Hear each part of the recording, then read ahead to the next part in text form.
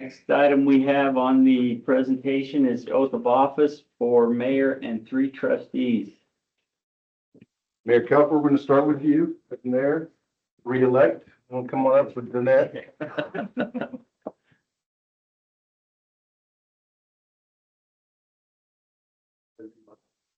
Well, You raise your right hand and read that. I, Michael Calper, do solemnly swear by the ever-living God that I will obey the Constitution of the United States, the Constitution of the State of Colorado, and the laws of the State of Colorado, and will faithfully perform these duties of the office of mayor, it says trustee, but Okay. no, it's a mayor, upon which I'm about to enter to the best of my ability. See, you can't do that to me. I would have read trustee. Like anchor. April, 21st day of April, 2062. I don't plan to be here that long.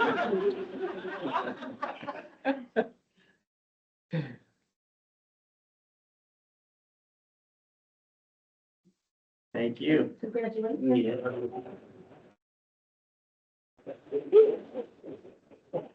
Hope was supposed to be second. Yeah. So Melissa, Missy Clark. Raise your right hand and read the oath, please. Sorry. I, Melissa Missy Clark, do solemnly swear by the ever-living God that I will support the Constitution of the United States, the Constitution of the State of Colorado, and the laws of the State of Colorado, and will faithfully perform the duties of the office of trustee upon which I'm about to enter to the best of my ability.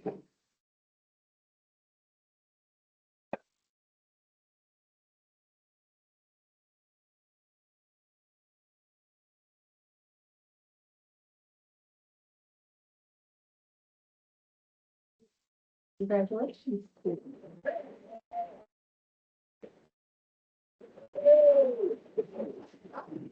Okay, Tommy. Raise your right hand and read the oath. I, Tommy Schneider, do solemnly swear by the ever-living God that I will support the Constitution of the United States, the Constitution of the State of Colorado, and the laws of the State of Colorado, and will faithfully perform the duties of the office of trustee upon which I am about to enter to the best of my ability.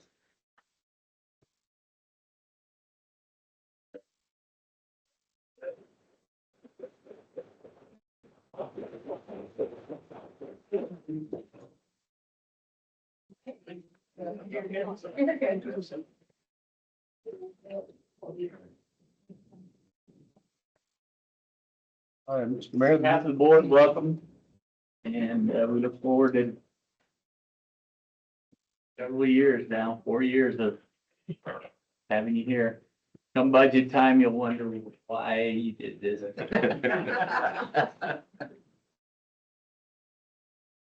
Okay, we'll move on to approval of the consent agenda, which includes the February and March financials and paid bills, the April 7th, 2026 meeting minutes. Have a motion from the board? Move to approve the consent agenda. Second. Have a motion second. All those in favor? Aye. Opposed? Motion carries. Next item is department reports. We'll start with recreation and seniors. Janet? Thank you, Mr. Mayor. You all have my report in front of you. Busy time for the community center, so I'm happy to answer any questions that you might have. The only question I have is on here for the youth sports celebration game night. You have Friday, June 6th.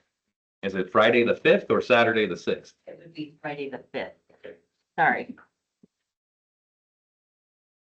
I know my family will want that, so. Anyone else have any questions? Thank you, Janet. We'll move on to police. Carl? Thank you very much, Mayor. I also don't have anything else. I am happy to answer any question you guys might have. You can look right behind you guys and see our new e-bikes that we got. We have a couple of officers that have ridden around this past weekend on those things, and It's actually fun. The seat's a little hard, for me anyway, but no, I can answer any questions you have regarding those, or, Is that the board bike? the board, but I was saying, I see you going home on Highway 85, get home a lot easier and faster with an e-bike. Yes, yes. Like a ticket though. Do you get one that says chief on it? Or? No, but it has lights and a siren on it. It's not a real loud siren, but it'll make somebody move off the sidewalk and scare the cats out of the way. Yeah, you turned the siren on in the back room earlier, Mike, and my ears are still ringing. Chief, I do have a question. On the citation staff for March, Yes. you've got Platteville, Gilchrist, what is none? So that's an error, it's a software error. I mentioned that, in this report actually, so that's not the norm. Those should be up here, but there's a software error and they're working on it. Okay, So, Thank next month it'll be accurate and there shouldn't be any. I got one for you, Chief. We haven't addressed this or asked that question for a long time, but, registered sex offenders, do we ever publish locations and stuff for registered sex offenders so that the people in these neighborhoods that might be next door to them are aware of it? And can we legally? Yeah, so it's open record, so if you want that, I can let you have it, but we won't unnecessarily or for not good reason, put it out there. Not to be confused with a major sex offender can't live within X amount of yards from a school. Those for sure would, but I want to say your regular sex offenders, but your regular sex offenders, we're not. It's not an obligation to let citizens know of their whereabouts and whatever, but you can ask for one and I get you a list. I just wonder how many people are aware that they can ask. Is that something that would maybe be pertinent for the utility bill? I can put it all underneath the police tab of the website to notify that if you're inquiring about this information, you can obtain it from the police chief. Because I think there's probably a lot of people that aren't even aware of the possibility of knowing, and especially people that might live in close proximity with children. Sure. It would be comforting if I had children, if I knew. Fair question. Yeah. And it's open record. You just have to ask for it. We haven't had any issues for a long time, had we? No, we have them that they move in, some out, and so, but as far as, have we had any major issues with existing sex offenders reoffending? Is that what your question is, or no? Not at all. They're monitored fairly closely. Yeah, Are they? we, at least once every 90 days to once every 6 months, we'll go in their house. We'll make sure that they are living where they say they live. No new cars. And there's a list of stuff that they need to make sure to let us know if it's new. If they move, for example, get another car. If they work somewhere new, so they're obligated to come and report that anytime there's a change. So it's kind of like being a PO. Yeah, and they absolutely know that we'll be over there a couple times a year at least, if not more. But we haven't had any issues with our sex offenders. Great. Thanks, Chief. Anyone else have any questions, Carl? I thank you, Carl. We'll move on to Public Works, David. Thank you, Mr. Mayor. Excuse me. You've got the reports for March and April in front of you. I don't, as I was looking over them here quickly to see if there was anything else I needed to highlight, I can't think of anything that needed to be changed or updated or that has changed since I wrote these. So I'd be happy to answer any questions. Being you decided not to seek that grant for slip lining, the slip lining that's in the budget, have you approached the company to schedule that? We So, so as far as, not seek the grant, we did put in a request, but Congressman Evans' office had, um, basically said Platteville gets one of the two that we put in, and they chose the police department. So, we did submit the paperwork for that. We didn't successfully get it. So, just to clarify that. So we've got that one ready to go again next year when the earmarks come up. But yes, we have, well, let me back up. Josh and I have started going over the sections and what we're going to be putting out this year and planning to meet with the contractors in the next 30 days to get that process moving. So get the numbers to the board, get it approved, and then get that work done. You've generally had DES do it, haven't you? No, No? no. Who does our slip lining?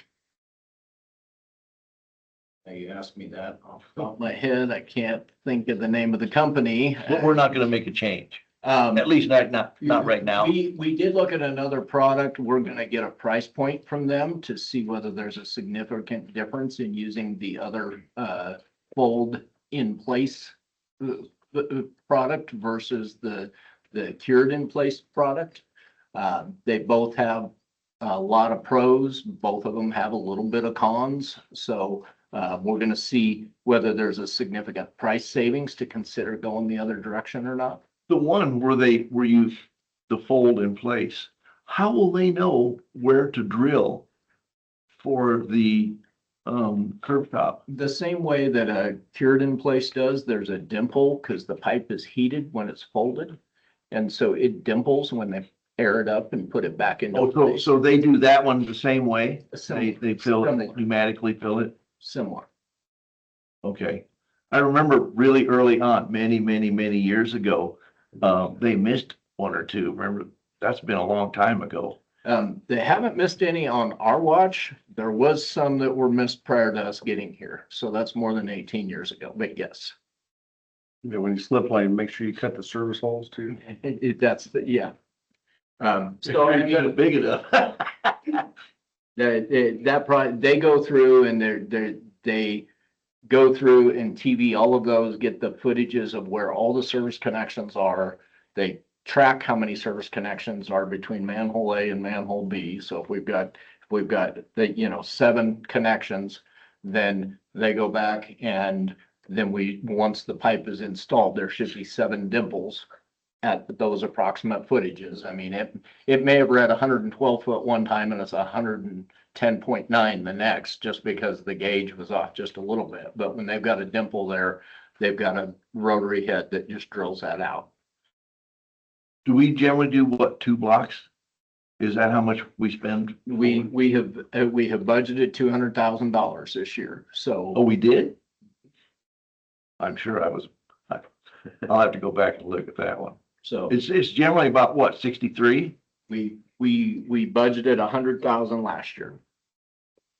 And we got 2 sections done last year. I think we can get 4 to 5 depending on exactly what the length is. We must be getting close to having like, what, 25-30% of the clay tile taken care of? I have not run that calculation, but I would guess that we are close to that number, yes. That's gonna be good when we finally get that done, because when one of those caves in, that's an expensive mess. Yes, sir. Thank you. Anyone else have any questions for David? Not, thank you, David. We'll move on to our action items. First item is National Victim Rights Proclamation. Mr. Rankin. Thank you, Mayor. This is for you from Chief Dwyer, and I'm gonna actually turn over to, he has some honored guests that were here with us tonight. Would you want to introduce some or all of them? Yeah, don't have Seth up there, and I don't know everyone's name, sorry. But we're super happy and lucky to have them. We signed on with you guys a couple years ago. Yeah. And it's just been a very good working relationship with them and us, and very happy with the work that they've helped us with and assist with. So I don't know their names. Would you mind, Heather, letting Let them know who Yes. all your guests are. Definitely. So my name is Heather. I'm the Victim Services Manager for the Greeley Office of Victim Assistance. And with me today, I've got Alyssa Saint, staff member Faith Thompson, and Sydney Brown. And then very, very honored guests. We've got two wonderful volunteer victim advocates. They do this for free on their spare time. Their dedication to the team cannot be understated. We have got Jordan and Melanie. So I'd like everyone to give them a round of applause.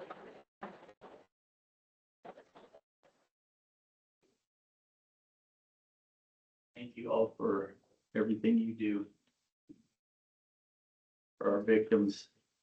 So we have a proclamation. Oh, I'm sorry. So we're gonna say a few words if that's okay. Okay. So I'm gonna start. So my name is Alyssa Saint, and I am a victim service specialist with Mothers Against Drunk Driving, also known as MAD.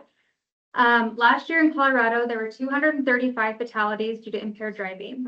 In Weld County, there were 25 fatalities due to impaired driving, putting Weld County the second highest county in Colorado with impaired driving fatalities. So my role at MAD is to stand alongside individuals and families affected by impaired driving, ensuring that they are supported, heard, and treated with dignity throughout their journey. I serve as a compassionate listener, providing a safe space for victims to share their experiences, grief, and concerns without judgment. Through my work at MAD, we honor those impacted by impaired driving and also help to create safer communities by speaking up for victims and insisting on responsibility. The organization drives meaningful change, reminding us all that every impaired driving crash is preventable and every choice behind the wheel matters. Turn over to Heather. So as Chief was saying, we lovingly adopted Platteville. You are our most recent agency, and it has been quite a few years that you guys have been an agency with us. My team doesn't just cover Greeley and Platteville. Ultimately, we cover 13 police departments here in Weld County. So my local residents, we go all the way south to you guys, all the way north to Nunn, Colorado, east out to Kersey, and then everything up into the Larimer County border. That is us. I am very pleased to have Platteville as one of our agencies that we cover. You guys allowed us to directly serve 30 citizens last year with on-scene crisis response. That was 20 cases where we were on scene directly responding by phone or whatever was appropriate. That could be the hospital. It could be at the client's home. It could be over the phone if that was the best option for that client at the time. Victim services is not something that we should forget about. Every crime has a victim. We need to make sure that we are supporting that victim and making sure that they feel taken care of by the criminal justice system. This year, the theme that I've been putting out to my agencies and my towns is please start by believing. It is so hard when somebody comes and tells us something vulnerable that happened to them, something that somebody else did to them, and it can feel very overwhelming. But if you just remember to start by believing, proof will come in its own time, hopefully, if that's the way that it pans out in the criminal justice system. But if they know that you believe what they're saying, that you are taking that journey with them and supporting them through that hard time, your support of them will never be forgotten. And so thank you for letting us be your victim services unit. We truly cherish this partnership, Chief, everybody. Thank you again.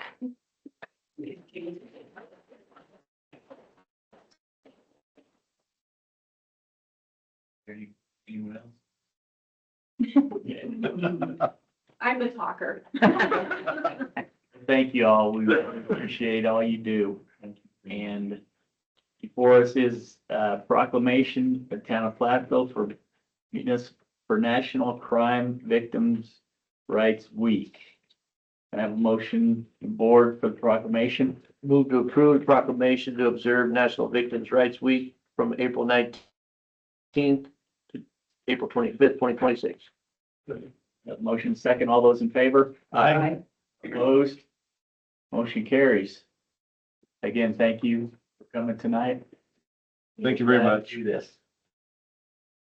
Thank you. Thank you.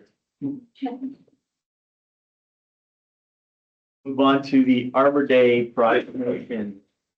Mr. Rankin? Thank you, Mayor. This is our 22nd year being a Tree City USA member. And for many of those years, we partnered with Platteville Elementary School fifth grade class in their teachers and staff and principal this year, Principal Amy Herman. She's been a principal for a number of years. And we plant a tree every year. This will be our 4th year in Lincoln Park. Prior to that, we planted quite a few trees in Riverview Park, around the skate park, and over most recently, before we went to Lincoln Park, it was on the Byers Avenue side on the north side of the park. So we filled that in pretty much. We moved to Lincoln Park 4 years ago. Talking to Amy, this Friday, April 24th, is Colorado Arbor Day.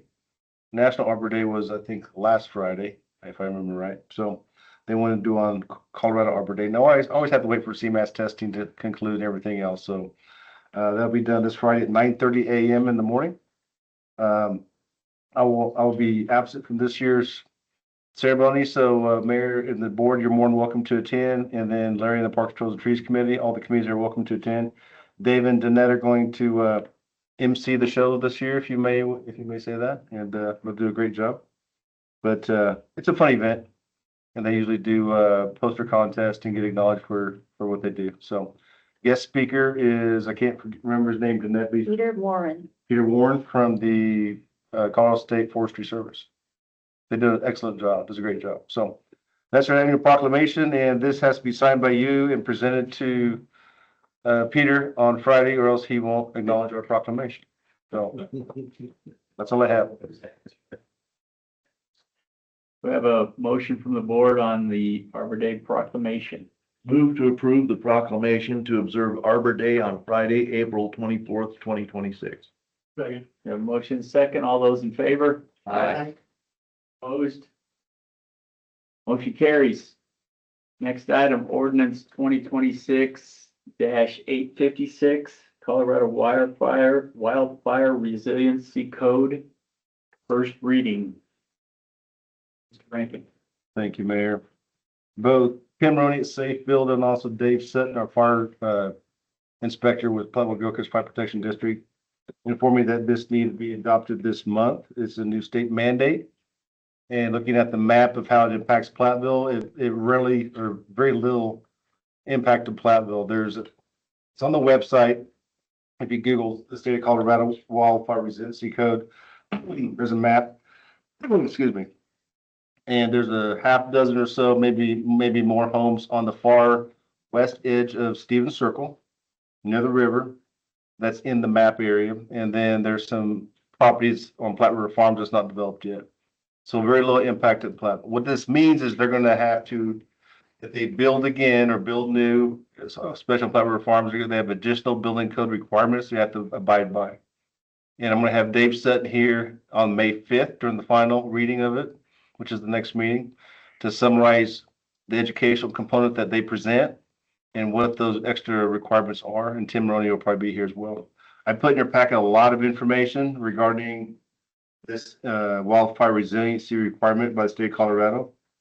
The most interesting part about this code requirement is there's not a solid enforcement piece.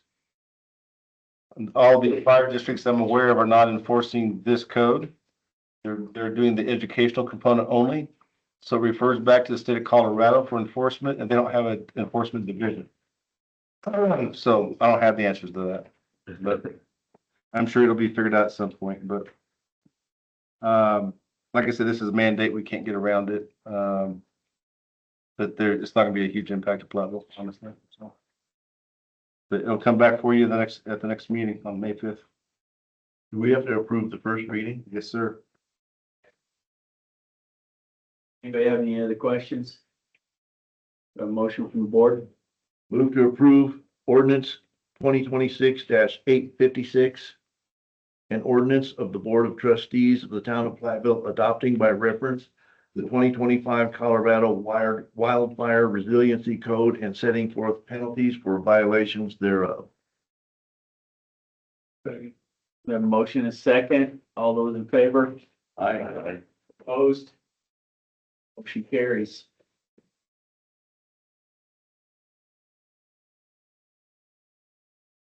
Next item, resolution 2026-13. 2025 budget amendments. Mr. Rankin. Mr. Mayor, I'd like to do 2012 first, the water Or resolution. did I skip one? I'm sorry. No, you're fine. You can throw me off if you do. Resolution 2026-12, water use restrictions. Mr. Rankin.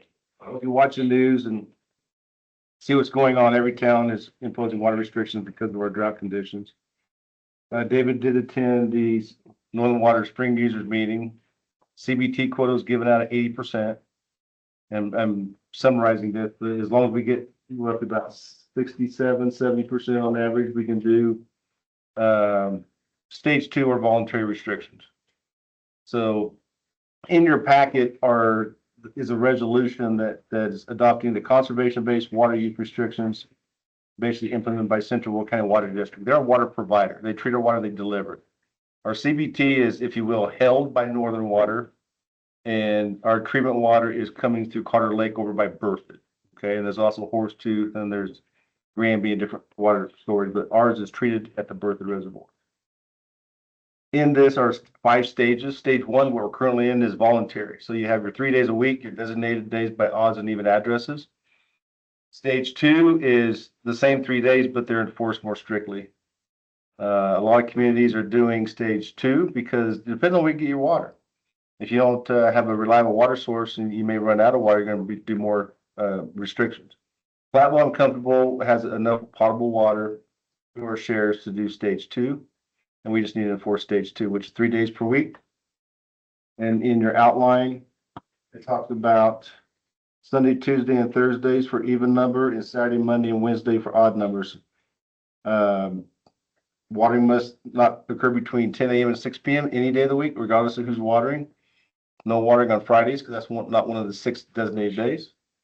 And first time warning, but then citation will be issued after that if you get caught. So, but I feel comfortable doing stage 2 with 3 days a week. I don't think we need to go stage 3, which is 2 days a week at this point. Who's gonna be enforcing it? The code? Code officer primarily, but all the officers are have to chip in when they patrol, especially at night. When this time gonna be outside of her hours of service? Because she works the same as the school hours, so I was talking to Chief Dwyer on the weekends and especially Saturday, Sunday, they're gonna have people watching during the day. They may not know the exact days of the week, but if it's anything on between 10 a.m. and 6 p.m., tell people to turn it on. You shouldn't water during the day anyway, but. And my wife asked me this question, I'll bring this up. This does not restrict hand watering flowers. So at noon on a whatever day, if you want to go out and hand water your flowers in your hanging baskets, there's no problem with that. This talks irrigation systems. Either full handheld or full systems or automatic systems. Okay. Hand water trees. You can hand water trees.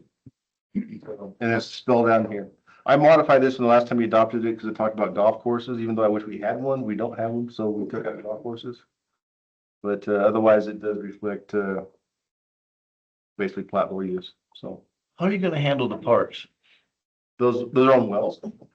Our 2 main parks are on wells, and the day we have to regulate Rogers Farm and Coronado, which are on potable water to water per our regulations. The reason I'm asking that is I'm aware we're on wells. However, when it comes to setting an example, it might be good not to have water running down the gutter in the morning. Fair enough. Are you referencing Riverview? Lincoln is the one that I've observed more. Well, David, maybe because I've noticed Riverview along Main here, that's the water as we're bringing up after Steve addressed it, but maybe just need some adjustment on those.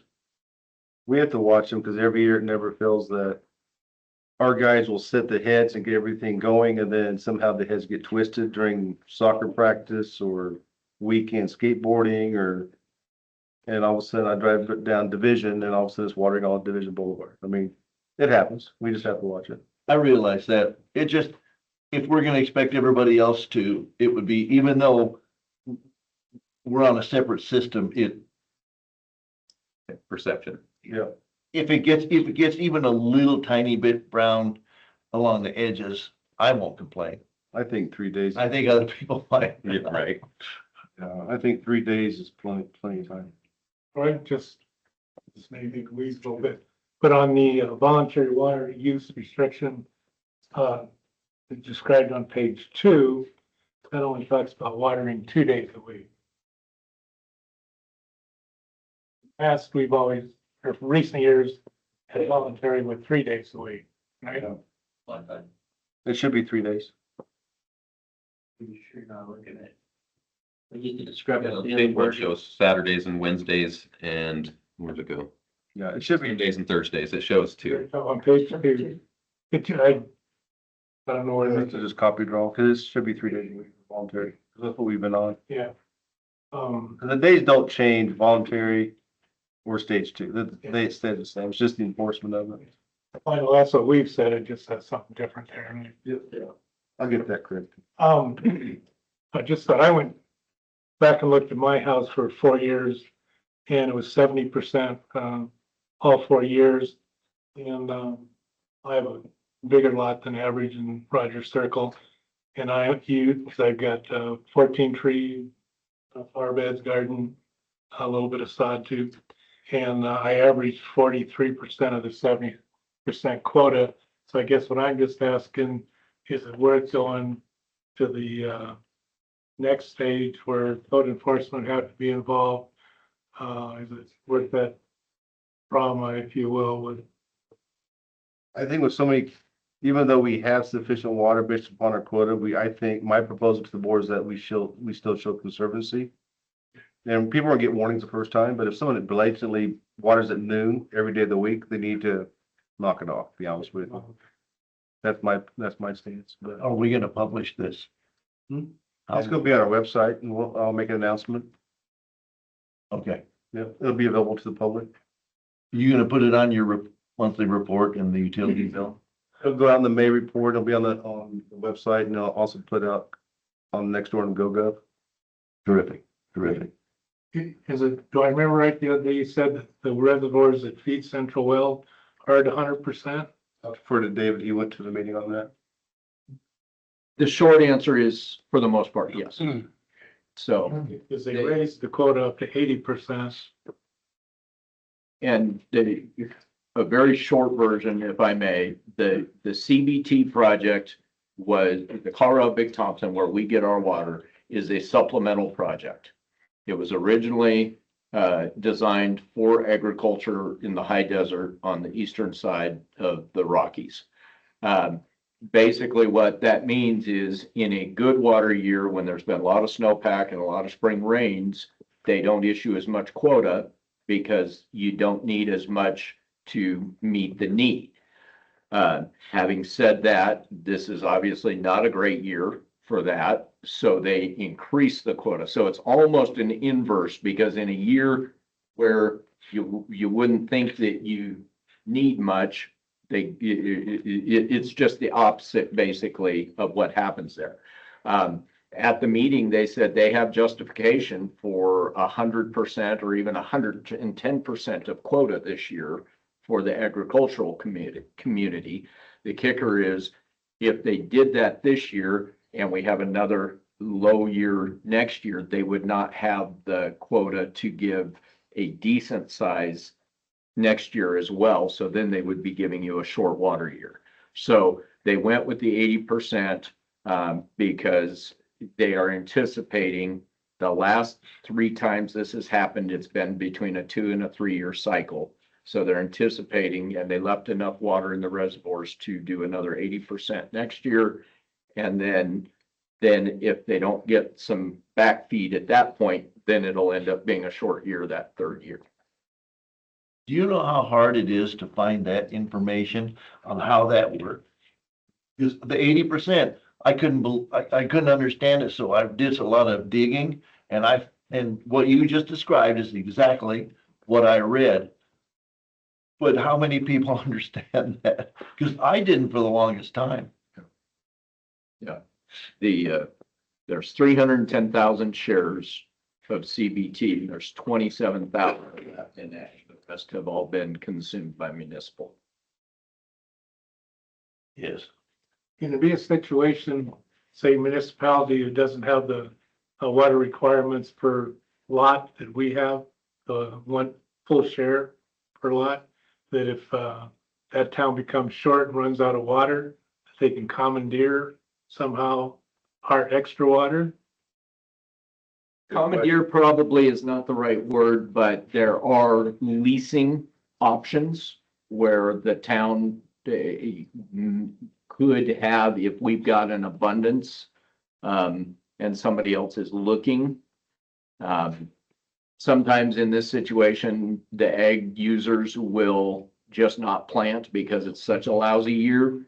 And so then they'll put their annual lease up, their shares for an annual, and the communities that need it, a lot of times will be able to get it there as well.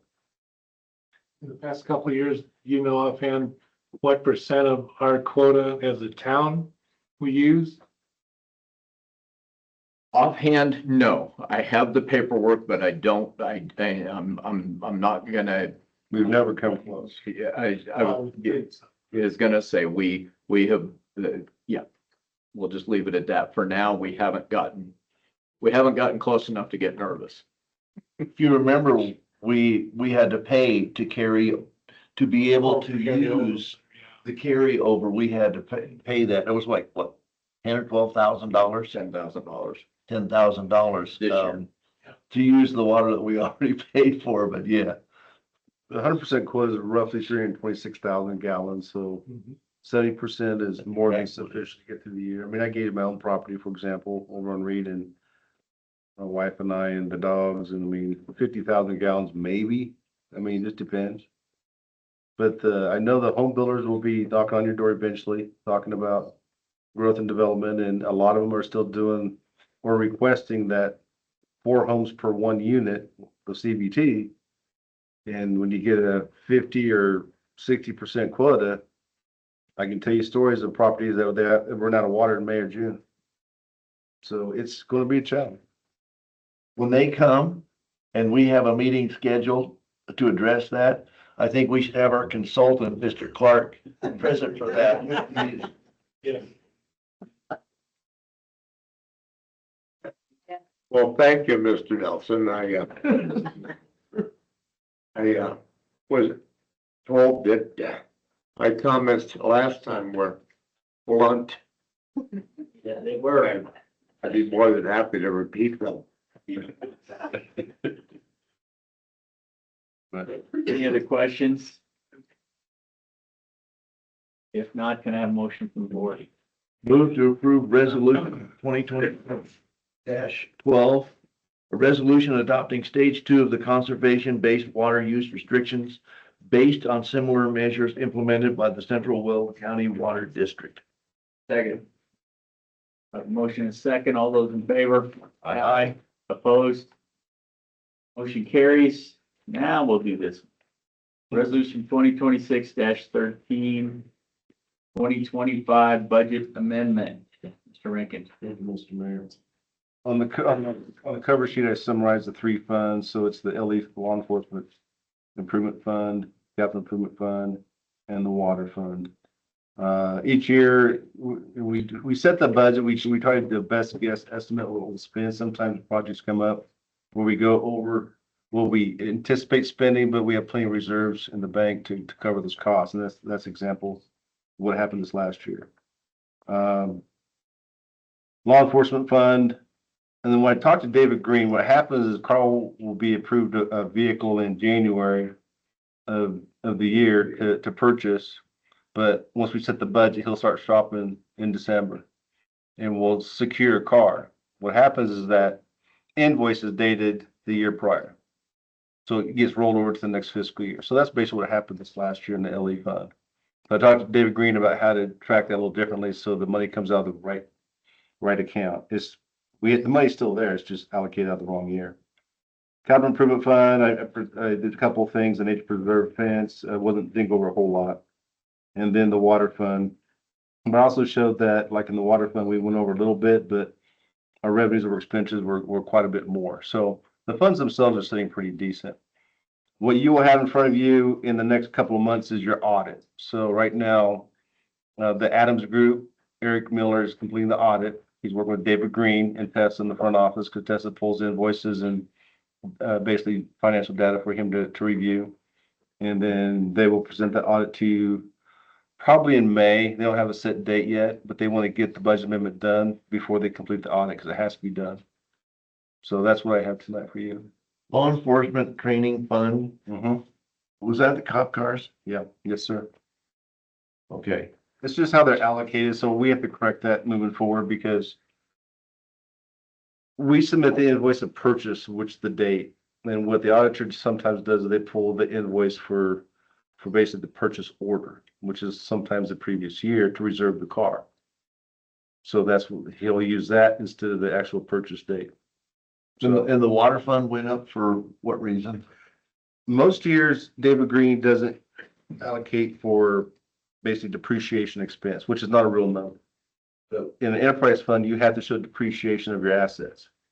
And this year, he, not mistakenly, but he indicated depreciation expense in the water fund. So if you look at the water fund budget, you'll see zero balance that was anticipated, but you'll see over $100,000 spent. We didn't spend the money as a depreciation, but that impacts your bottom line. So that's infrastructure, right? Not water, not water. We didn't overspend Infrastructure. water itself as a depreciation expense that he's gonna have to adjust next time. Because for years, we stopped doing that because it's not needed. But somehow it got in the system this year. Okay, So, but the water fund and the sewer fund are pretty stable, so they should be because we're paying higher rates. yeah. And there's a lot of discussion about, just to finish with this one, there's a lot of discussion out there about watering and development. You see stuff on social media with Johnstown and Meade and Firestone, all that kind of good stuff. But with Platteville, we pay our expenses through our base fees. So when we increase rates, you increase the base fees for your water meter and for your base for your sewer. Your usage is very minimal when it comes down to it. It's about $4 per 3,000 gallons of water. So Yeah. when I water more in the summer to keep my grass green than I do, obviously I don't, when it goes up a little bit, but it doesn't go up $100. It goes up maybe 15, 20 bucks. I mean, that's still a lot, but your base fees are how you pay your fees. So, Thank you. Any other questions? We have a motion from the board. Move to approve resolution 2026-13, a resolution of the Board of Trustees of the Town of Platteville, amending the town's 2025 budget. Second. We have a motion and second, but roll call, please. Mayor Pro Tim Ralston, Aye. trustee Clark, Aye. trustee Hatcher. Aye. Trustee Nelson, Aye. trustee Schneider. Aye. Motion carries. Next item, planning commission appointments. Mr. Rankin. thank you, Mayor. Well, with the change, if you will, Larry Clark was commissioned as a trustee member and Missy was on the commission as a citizen member. So I'm recommending that Missy gets moved to the trustee position because the planning commission is the mayor and 2 trustees and then 4 appointed citizen at large members. So we have Steve Schaefer, Rich Smith, and Sandy Smith. So by moving Missy from the citizen to the trustee elected position, we need another citizen member from the community. And I'd reached out to Penny Salazar, who I know knows the board and the planning commission pretty well. Not anybody's pounding down my door to get this job. I felt with Penny's prior experience that she'd be a good asset to the planning commission, and Penny's here tonight. And I'm going to recommend her to the board to be appointed for the planning commission. Do you have anything to say? Do you have anything? No?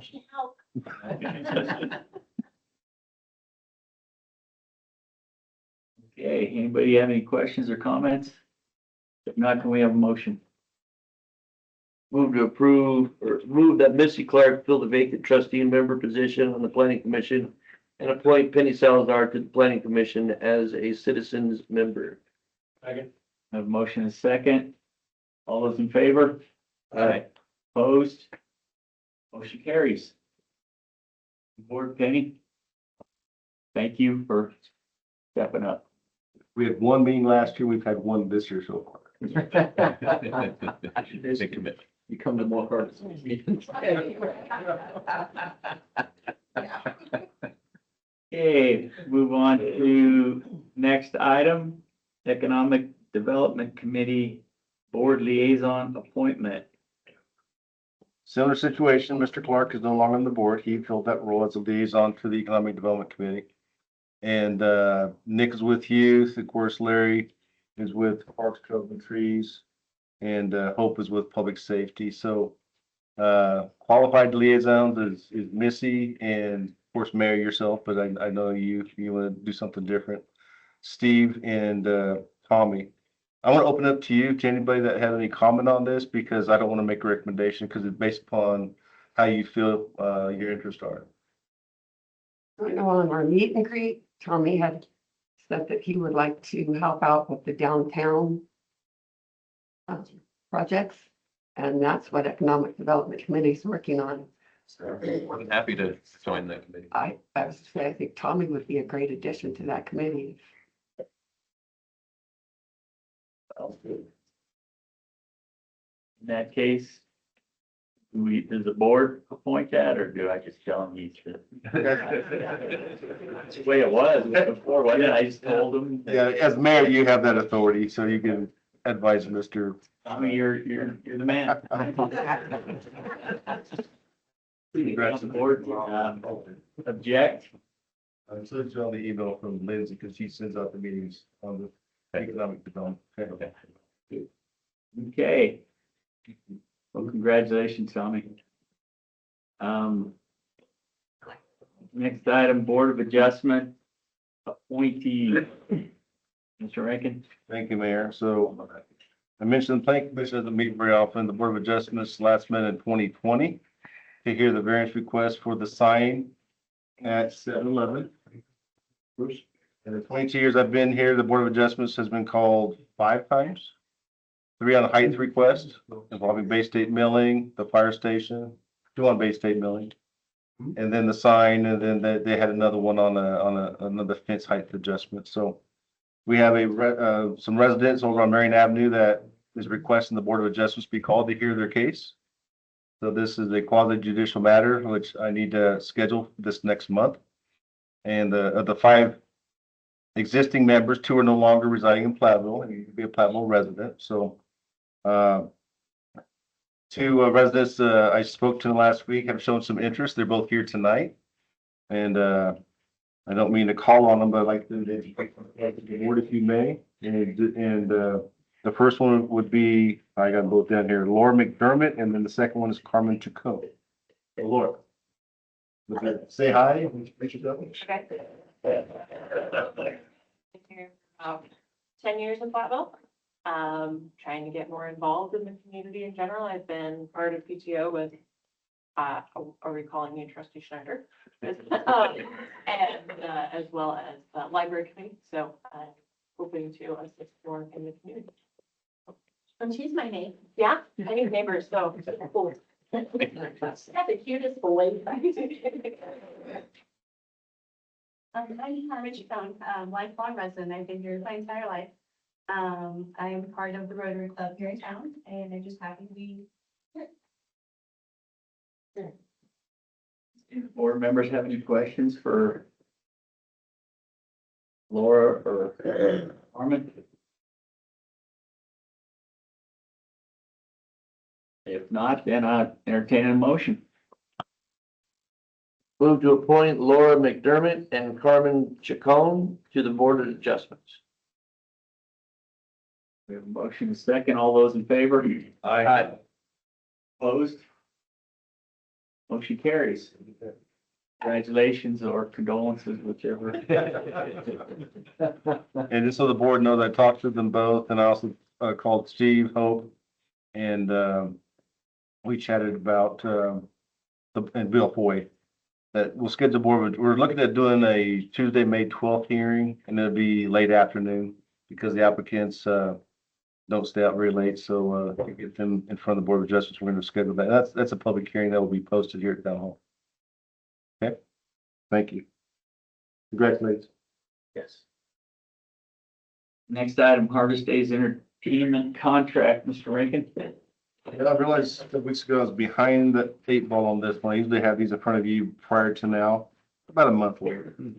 But typically I present to you the band contracts and the fireworks contracts. This year I decided to show you all the contracts involved. You may or may not know.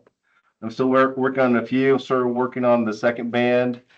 I had a commitment, then they had a conflict, they backed out, which was Wild Nights. They had another issue they had to deal with. And then the light and sound crew, Winfield Production normally does that, but Dano, the owner, had another conflict, so he has another business associate that has put in a bid for that. Not a bid, they're hard to find. He's gonna do the same. He's gonna honor Dano's prior price. He fixed the price last 5 years. That's a pretty good price. And then, working on a smaller one with, the golf carts out of Mile High Golf Carts we rent them. So those are all within my spending power, but this year I wanted to disclose to you that in our budget and harvest days, most of that goes to these various contracts. So the largest one is Airbound, which is in your packet. It was party rental. They come in on Friday, David, I think Friday or Thursday, they set up the tent in the parking lot on the stage, and they don't take it down until what, Monday? I think Sunday, Monday. Atomic Fusion Initiative, I work with Penny and asked her to help me out on this because our theme is Harvest Days is honoring our country and our American veterans. And I believe they're more of a USO style band. Basically, they play music from all kind of many generations, so to speak. I listen to some of their music, but it's not just 80s or 90s, but they play a wide variety of music.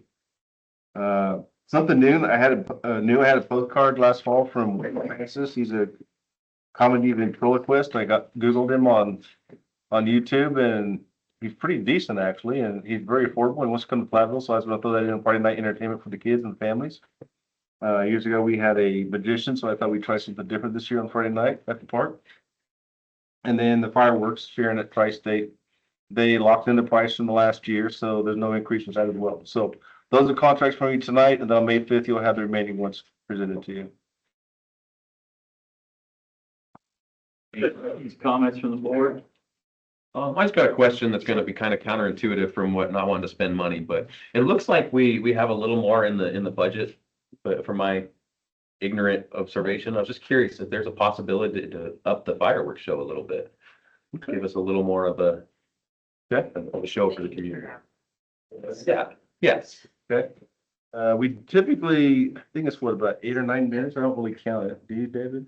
Yeah, the last handful of years, it's been between 9 and 11 minutes is when it's Yeah, been. go a little And I longer, don't think we shoot anything over a 3-inch or a 4-inch show. I think it's a 3-inch. Yeah, that's what the- They get that's super good, yeah. expensive.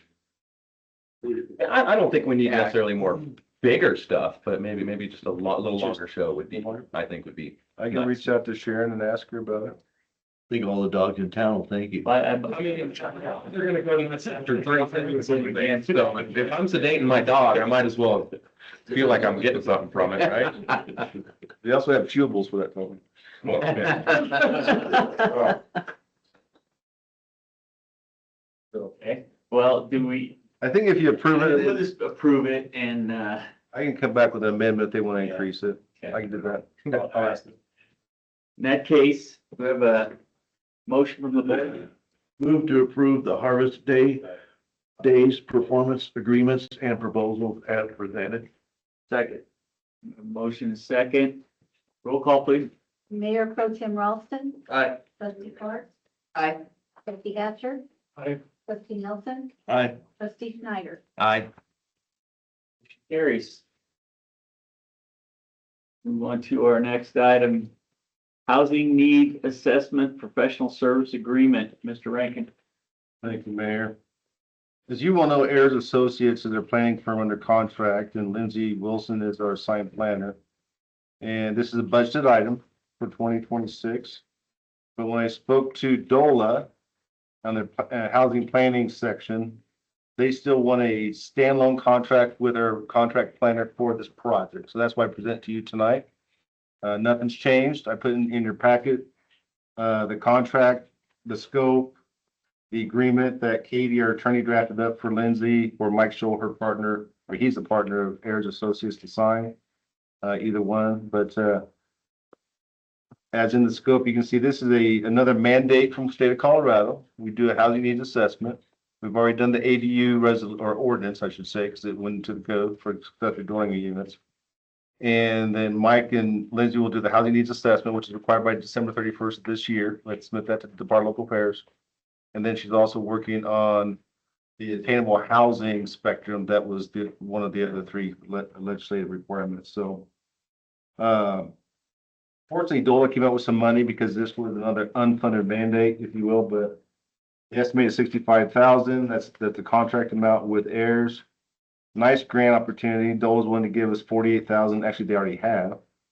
Or it's a reimbursement of 48,750. So our cost is 16,250 to complete this assessment. So it's a pretty good DOLA grant. So usually DOLA is 50-50, but this is a planning grant and they do more 80-20. So I'm gonna recommend this contract for approval tonight and I will send it to DOLA tomorrow. Questions? Motion from the board? Move to approve the professional service agreement with Ayers Associates in the amount of 65,000 to complete the housing needs assessment as required by Senate Bill 24-170.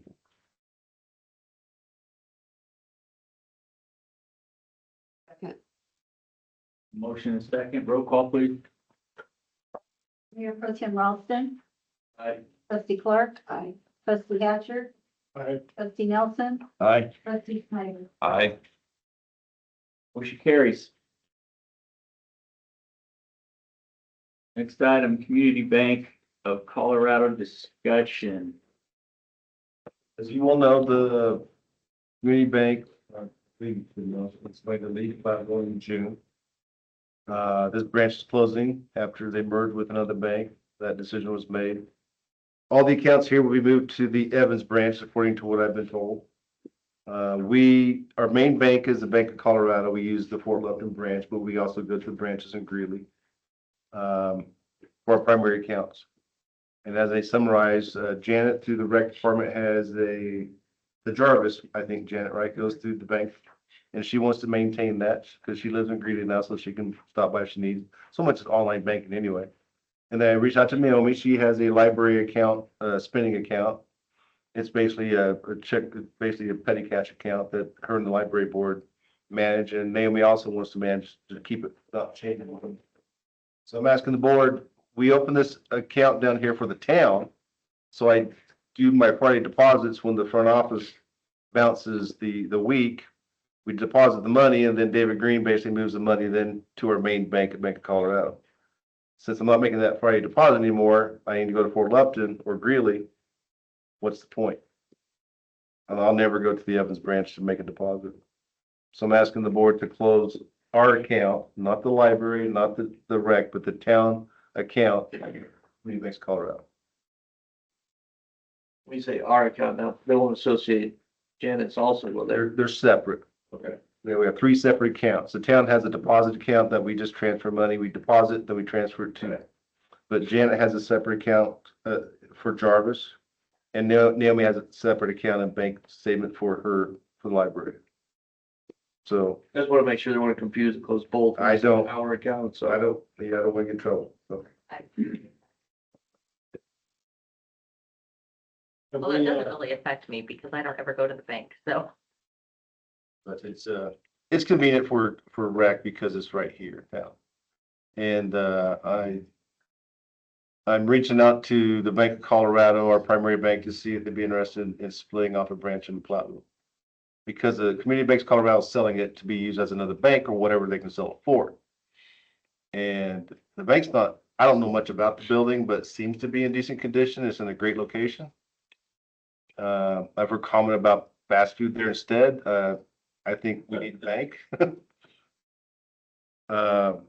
Use the other corner for that kind of, building, but that there needs to be a bank in front of it. So. Nice. A lot of folks said about it. And I'm not picking, I mean, that used to be the First National Bank of Omaha location. The Community Banks Colorado was in the modular. So when First National Bank left and those employees went to Johnstown, they closed this branch. Community Banks moved over to this building. So that's how that merged years ago. Since I've been here, there's been what, 5 banks? It used to be like a Union Colony or something, or when I Yes. first came here. By the time you turn around, they were changing. Different branches, yeah. But part of what the manager told me is that the higher ups are saying that most people online bank, that they don't need physical branches anymore. But I tell you what, if you go down this bank on a regular basis, there's always somebody in there. My wife sent me to the bank the other day. I didn't know what I was doing. They looked at me. We're gonna call your wife and ask her if this is okay. He's making a run for it. Did they question your signature on the check? I'm sure they looked at that, yeah. Okay, any other questions on that? Did you talk to Bank of Colorado yet? I mean, actually, I have not yet. But I mean, that's where I bank too, and this one, and this is really gonna be inconvenient.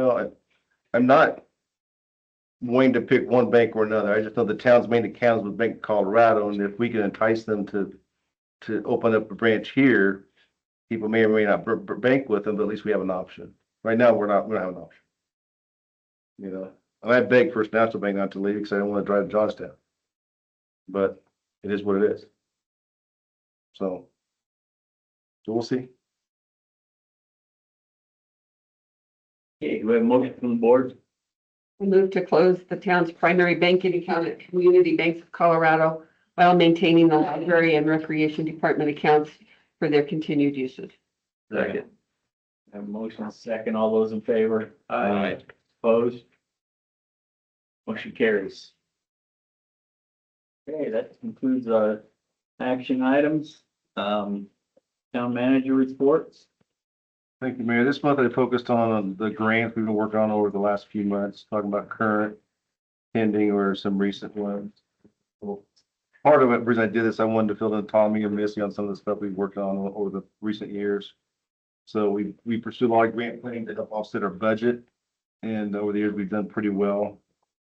The CDBG one, that third grant, we had the first two. The Lincoln Park will be in front of you at the next meeting, be able to present that to you. We're doing bids right now, soliciting bids to build that one in park during the summer, with the goal of having it done before harvest days. And then Cynthia Martin, the manager for the program for Will County, informed me, as they indicated, that we were awarded they awarded us the 270-some thousand for the Riverview Park, but now I have to wait on HUD to allocate the money. So it's all federal funds. And nobody knows what's going on with federal funding, right?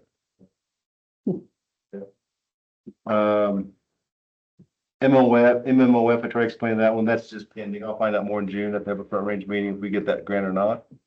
But any grants tied into the federal government is pretty risky right now, honestly. So,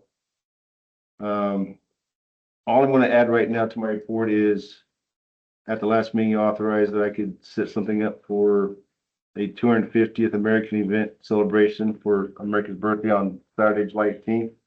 I've been working on that. I reached out to Callie Bashand, Economic Development Committee. In July, they have 3 weekends where they do Platteville Summer Nights, and they had a ton of vendors and some food vendors. Since we're doing this in July, I asked her to see if they'd be interested, so she can reach out to all them. And look at doing something in Riverview Park, because Lincoln Park will have their new restroom under construction. Plus, we hardly do anything in Riverview Park anymore. And I have a band interested in doing a street dance. We'll probably just do an afternoon, evening casual event with food trucks and booths and local participation with the band at night. So we don't have a budget for it, but reach out to all the committees and see if they want to participate as well. So I need to talk to the Visitor Memorial Committee because I want to borrow their flags. What? And borrow all your flags. You know how many flags I have. I know. But nothing major there. It's just something casual. I don't want to spend a lot of money, but something fun just to celebrate. Because I said to the board last time, Platteville itself was founded on May 27th, 1871. And that plat was recorded in the Denver office on July 17th, 1871. So we're doing it 1 day later. So that's what I got. When are you gonna schedule orientation for board members? I already spoke with Tommy and Missy, and then next meeting at 6 on the May 5th, Cersei will be here for his new board presentation. Oh, It'll be orientation with Cersei next meeting. okay. Is anybody else gonna be in attendance? Everybody. I invite staff and all of you. Oh, right. I was just talking about, dignitary speakers, Oh. educating us. Well, the citizen training will be elected officials training, and then this summer we'll do a series. I talked to David already about talking about the wastewater utility plan, the comprehensive plan, bringing back Andrea, our water attorney, and Brad, our water engineer, to talk about the water plan. So those are all coming up. The water, to me, is really important. And for you two, there is so much. I mean, I'm still learning about it. And there's a lot to know. And to be able to have them here so you can just at least dip your toe in the water, no pun intended, is really important because that is one of the big things we have to deal with. Okay. And the second big thing is to have this learning how to say no. Is it the N or the O? You know, and then we do have Colorado Municipal League that supports us, and I know their annual meeting is coming up. It's in June. I don't know. In Westminster. I don't know what the deadline is. Westminster? Registering it. They just opened it up. Yes. Yeah, it's I'll check. well worth attending. I've attended it, I don't know, a number of times. They have a lot of classes, they have a lot of presentations, and it's well worth going.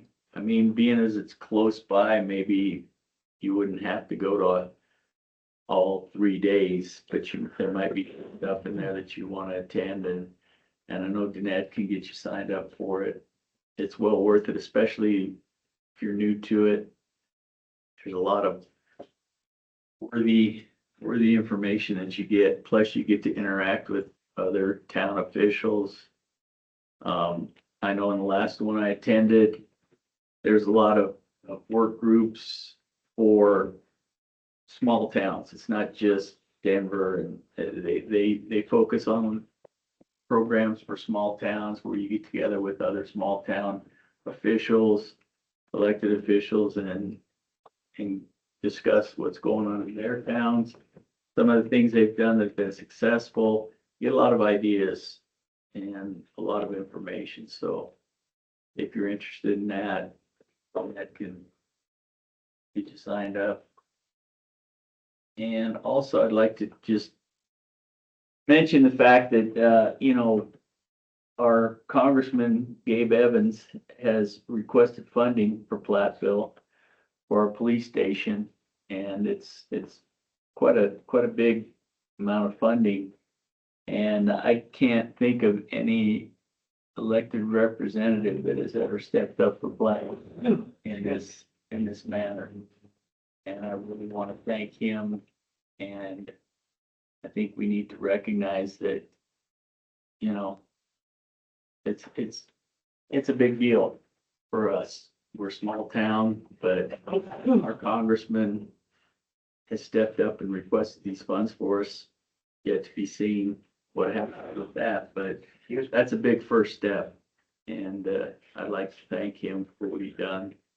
And our former mayor, Adrian, who works for him now, she's the one that brought it to our attention that this was happening and we should get our name in.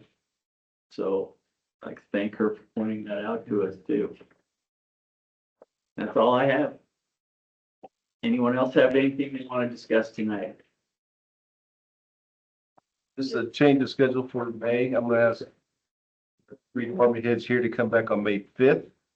Because always has to be part of the elected officials training, so we're on the same page. And then also Infusion Architects will present the final design for the police station, so Carl needs to be in attendance for that.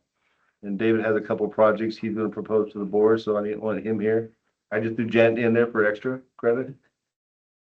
So I didn't feel left out. And then on the May 19th meeting, Naomi will be here. We have a couple library board reappointments to make and a new one. So it makes sense for Naomi to be here on the 19th, and then Glenda will be here to give a report for the Museum and Historical Society. So I just want to give you a heads up. We're kind of, and then I'm going to ask the committees to report on the 19th instead of the 5th because it's a full agenda. So just a heads up, that's going to be the change in May. Okay. Else? If not, our meeting is adjourned. Congrats. Sorry. Oh, no, when I was reading the agenda, I was talking to my wife, I'm like, I'm probably gonna be on the Economic Development Committee now, so